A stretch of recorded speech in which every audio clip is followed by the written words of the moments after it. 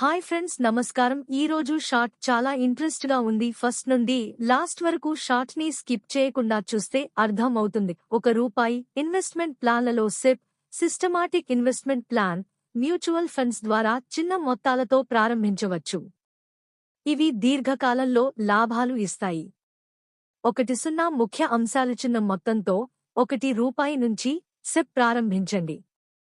Equity mutual funds ఎంచుకోండి. 12% రాబడి సాధ్యం. కాంపౌండింగ్ ప్రయోజనం పొందండి. దీర్ఘకాలంలో లాభం పెరుగుతుంది. రిస్క్ తగ్గించడానికి డైవర్సిఫై చేయండి. షేర్లు, బాండ్స్.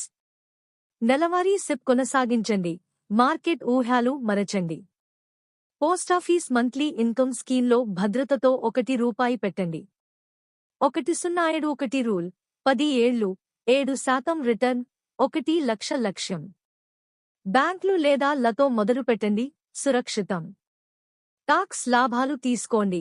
ఈఎల్ఎస్ఎస్ ఫండ్స్ 80C కింద. ఆర్థిక లక్ష్యాలు నిర్ణయించి ఎస్ఈబీఐ రిజిస్టర్డ్ ఫండ్స్ ఎంచుకోండి.